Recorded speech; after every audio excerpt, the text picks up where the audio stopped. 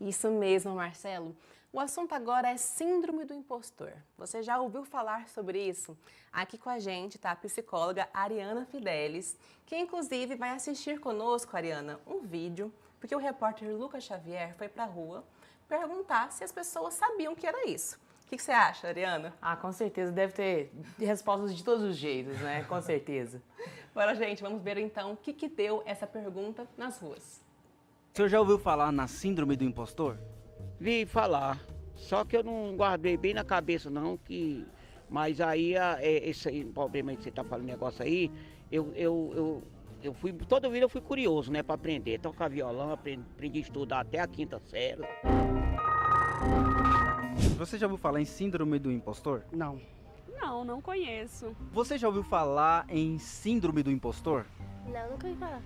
Não, nunca ouvi. Você tem um desafio, um objetivo e você acha, eu não dou conta, eu não vou dar conta, eu não sou capaz, eu não sou suficiente. E aí é uma coisa que você cria pra você mesmo, na sua cabeça. 2000 anos depois. Agora que você sabe o que é síndrome do impostor, você já passou por isso? Lembra de alguma situação? Já sim. Quando eu comecei na profissão, eu pensava assim, ai meu Deus, eu não sou capaz, eu não vou conseguir, eu tô com medo.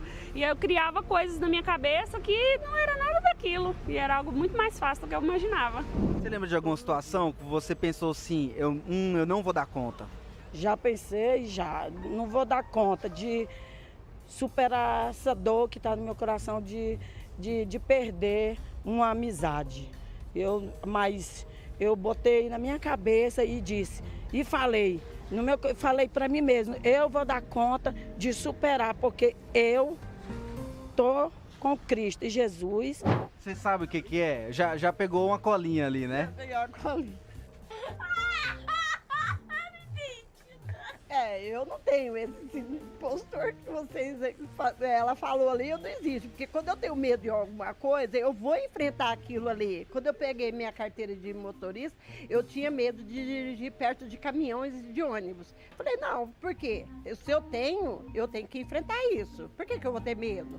Não tenho. Eu não existo. Nunca existiu isso em mim. Medo, não. Você já ouviu falar na síndrome do impostor? Não.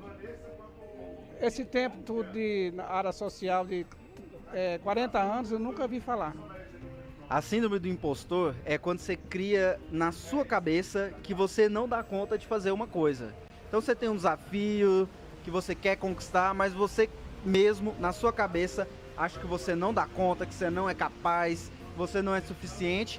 E também você acha que as pessoas não sabem disso. Então é uma coisa da sua cabeça. Você consegue se lembrar de alguma situação na sua vida que você já passou por isso?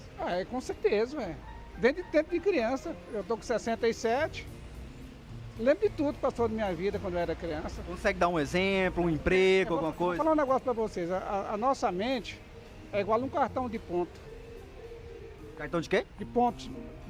Quando você chega na empresa, você não bate o cartão, antigamente não bate. Hoje é biométrico, antigamente aquilo fica gravado no subconsciente. E aí a gente tem que controlar a mente.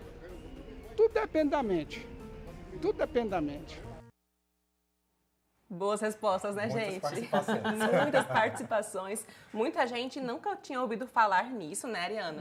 Então, acho que é bom a gente começar fazendo uma conceituação, né, do que é a síndrome do impostor. Bom, a síndrome do impostor geralmente é quando uma pessoa, um indivíduo, ele se autodeprecia ou auto se sabota, ele não se acha capaz de fazer, executar, se comportar por algum motivo. Então ele sempre tem uma inferioridade. Ele acha que ele é sempre inferior às outras pessoas, às situações, tudo que acontece em volta dele. Então basicamente é esse o conceito, é aquele indivíduo que se acha incapaz e menor para qualquer situação da vida. Ariana, seria interessante também falar, não sei se é isso, você me corrija se eu estiver errado, que esse sentimento, ele se dá mesmo que a pessoa seja capaz de fazer, desempenhar alguma função? Sim, isso acontece durante todo o processo de desenvolvimento. A pessoa, ao longo dos anos, ela vai se formando assim. Geralmente, isso está muito ligado à baixa autoestima, à ansiedade. Então, mesmo estando capaz, ela cria movimentos, ela cria fantasias que só ela mesma acredita para dizer, eu não sou capaz de estar aqui trabalhando, eu não sou capaz de executar tal coisa. Jéssica está falando comigo, Jéssica talvez nem está lembrando de mim, eu já estou pensando, ela está me julgando, ela está vendo que eu estou fazendo alguma coisa errada e eu já fico nessa situação persecutória e sempre me inferiorizando em comparação aos outros. E é um comportamento muito ligado, né, a isso que você falou agora, a questão de eu estar o tempo inteiro consciente do outro, ou seja, impostor já fala o nome, né, a qualquer momento alguém vai descobrir. Exatamente. Vai descobrir essa suposta verdade que eu criei sobre mim. Então, ela é muito marcada por essa dependência da opinião que vem de externos. Exatamente, é muito ligada a essa formação. O seu olhar, ele me afeta de maneira significativa ao ponto de eu pensar, o que está acontecendo? Eu estou fazendo algo de errado aqui? Será que eu não sou psicóloga? Será que eu não tenho competência para estar aqui nesse momento? Todos esses pensamentos, eles circundam a cabeça de alguém que tem a síndrome do impostor, que apresenta esses sinais. Então, é muito ligado a esse fato. O que o outro pensa de mim, o olhar do outro acaba me controlando e controlando as minhas ações. Existe uma origem para essa síndrome do impostor? Um ambiente tóxico, por exemplo, ele pode ser o fator que vai fazer com que a pessoa desenvolva essa síndrome? Bom, todas as manifestações comportamentais e também desreguladas emocionalmente, eles acontecem desde o seu processo de formação. Então, lá atrás, quando você era criança, as coisas que sua mãe disse, as coisas que suas professoras te disseram, tudo aquilo foi se acumulando nesse aglomerado de coisas e você vai aí, por associação, entendendo isso é bom para mim, isso não é. Mas quando você é exposto constantemente a um ambiente vexatório, que te deixa em situações ruins, que te julga, isso é mais acentuado. A pessoa cresce com aquela baixa autoestima e essa necessidade de sempre ser o perfeito, o melhor, sempre ter esse comportamento perfeccionista e repetitivo, para quê? Para que vocês não me julguem. Porque se eu pensar que vocês dois estão me julgando, eu já fico desregulado emocionalmente. Então é desde o começo mesmo, desde o princípio. Ariana, vamos falar um pouquinho agora sobre algumas pessoas que podem ser mais vulneráveis a sentir isso, né? Inclusive, tem uma imagem que traz um dado bem importante, que talvez seja mais comum falarmos sobre síndrome da impostora. Afinal, tem um dado muito interessante. 75% das executivas vivenciam a síndrome da impostora durante o trabalho. Ou seja, estamos falando de um cargo que deve ser de liderança, né? Um cargo onde, para estar ali, com certeza, teve que estudar bastante, se dedicar bastante, Sim. provar o seu valor de fato, mas ainda assim, ao chegar nessa posição de poder, a pessoa sente que talvez não mereceria estar ali ou que seja menos capaz do que outros colegas naquela sala. Nesse sentido, mulheres talvez podem estar mais vulneráveis a isso? Bom, isso também é um fenômeno cultural, né, Jéssica? Infelizmente, durante todo o nosso processo cultural, nós mulheres temos sempre que provar que somos mais competentes por todo o nosso contexto. E a nossa inserção no mercado de trabalho foi muito isso. A gente, o tempo todo, durante o processo evolutivo, temos que provar para os homens que nós somos capazes de assumir esse cargo aqui.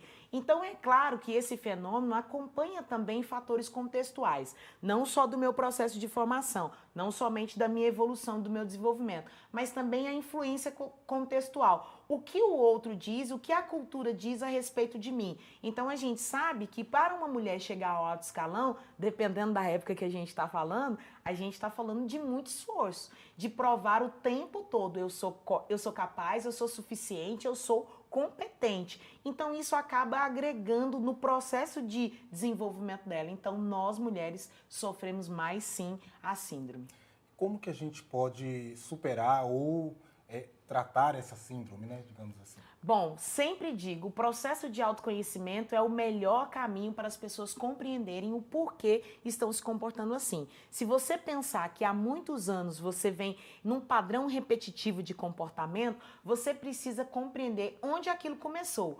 Compreendendo esse fato, talvez não a data específica, mas você sabe que foi na infância, na adolescência, você vai começar então a ter a possibilidade de refletir. Será que é necessário eu continuar carregando isso? Carregando as crenças da minha mãe, carregando as crenças dos meus pais, carregando as crenças da minha família, de alguém, da escola, sei lá, de algum par que eu me identifiquei? E então o processo de psicoterapia, o processo de autoconhecimento, buscar essa imersão de fato dentro de você é o que vai fazer sentido para que você comece a se livrar dessas amarras aí, dessa ideia e dessa crença de que você não é capaz, de que você não pode fazer isso ou aquilo. É até muito ligado até uma autopercepção, né, Ariana? Talvez até seja importante a gente pensar em algumas atividades práticas para a gente monitorar mesmo aquilo de bom que nós fazemos, né? Talvez entender que não, a gente conseguiu fazer uma boa apresentação, um bom trabalho ou uma boa tarefa em casa com os filhos, com crianças, seja quem for, você perceber aquilo de bom que você faz é importante nesse caminho de autoconhecimento, né? Até porque não podemos depender só de feedbacks alheios, de outras pessoas, mas a gente também saber se auto-reconhecer. Sim, e nesses casos eu sempre indico, quando você está exercendo alguma atividade, você está vendo que você está preso ali num processo repetitivo, tentando eliminar os erros possíveis, um perfeccionismo acima do necessário, é um sinal de que você já está fazendo isso. Quando você sempre se compara como inferior, menor que os demais, é um sinal de autodepreciação. Quando você também tem problemas com a sua imagem, a autoimagem sua, você sempre acha que você é o mais feio, o patinho feio da turma, também já é um sinal. E sempre aquela sensação, eu estou num lugar e alguém vai descobrir, eu não sou competente para isso. Quando essa repetição de frases estiver muito comum na sua vida, você tem que parar para se questionar. O primeiro passo do autoconhecimento é se questionar, será de onde vem isso? Por que eu faço isso comigo? Da onde eu tirei essas ideias, né? E aí a pessoa começa esse processo reflexivo. Claro que individualmente é possível? É, mas com a ajuda de um profissional é melhor e bem mais rápido. Conduzir esse processo, né? É, bem mais eficaz. E no dia a dia, por exemplo, a pessoa parou, fez essa reflexão. Existe alguns pontos onde ela pode se apoiar para quando ela começar a ter esse tipo de sentimento, de pensamento, ela recorrer a esse ponto e não deixar se levar por esse caminho da síndrome?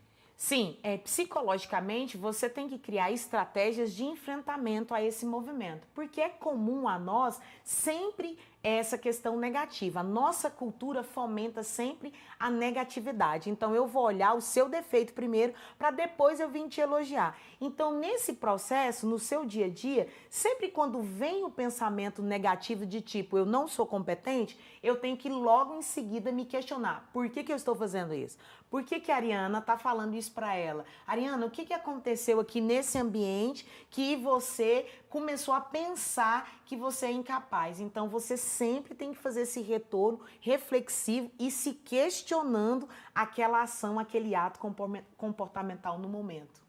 E mesmo se a pessoa faz isso já ao longo de uma vida toda, nunca é tarde para mudar esse padrão de pensamentos, de comportamentos, né, Ariana? Nunca é tarde. Sempre a busca por um profissional é como eu digo, você tem que se libertar porque nesse emaranhado de coisas, é lógico que tem outros fatores que podem estar potencializando a manifestação desses sintomas. Então, por isso, contando com uma rede de apoio, familiares, pessoas, amigos, não se isolando e falando disso de uma maneira aberta, com quem você confia, pode sim te auxiliar no enfrentamento dessa síndrome e desses comportamentos inadequados que causam tanto sofrimento.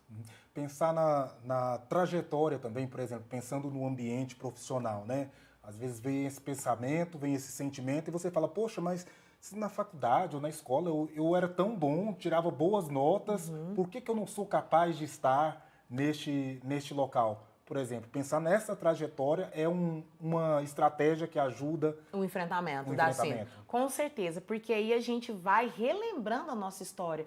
Porque a gente sabe, você, eu, todos aqui, nós sabemos o quanto foi difícil trilhar esse caminho. Então, sempre rememorar meus passos, de onde eu saí, onde eu estou neste momento é muito importante. Isso fortalece as pessoas e também fazer isso com vínculos fortes. Eu sempre incentivo as pessoas a buscarem vínculos fortes de amizades significativas para quê? Para que essas relações comecem a fazer sentido e a gente comece a se libertar de fato. É uma mudança de mentalidade mesmo e é um passo por vez e um dia após o outro. Nossa, a amizade realmente é essencial, né? Alguém para estar ali e lembrar você, não, esse pensamento não faz sentido. Olha só, você já fez isso uma vez, você conseguiu outra vez. Então, nesses momentos de crise, né, é importante você não se fechar, mas falar com alguém, né? Com certeza, os amigos que são a família do coração que a gente escolhe, né? Os nossos familiares também. A questão é que muitas vezes a família nos julga.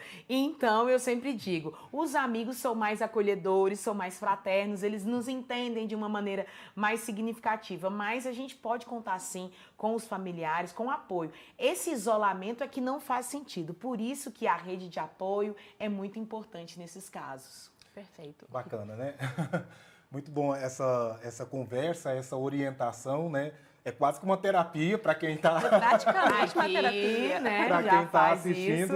E o curioso é que assim, muita gente que participou do VT no começo, né, dessa entrevista, às vezes conhece conhece a cara, mas não lembra o nome, Exatamente. né? Já tem passou um sintoma, tem um sinal, mas nem sabe que talvez seja isso, né? E aí reforça mais uma vez a importância da gente ter profissional de psicologia, né, ou se necessário de psiquiatria, fazendo um acompanhamento para superar esses momentos, né? Com certeza. E eu sempre digo que é importante frisar, buscar um profissional registrado no conselho que garanta essa performance, não sair procurando ajuda com qualquer um, porque nós não devemos entregar a nossa saúde mental a qualquer tipo de profissional. Procure um profissional de psicologia formado, com o seu registro certinho no conselho. Muito bem reforçado. Ariana, quero agradecer muito sua participação aqui. Espero que você volte mais vezes. Vamos trazer mais assuntos, né? Muitos temas por aí, né, Marcelo? Marcelo? Exatamente. Contar com sua participação para trazer essa orientação para todos nós.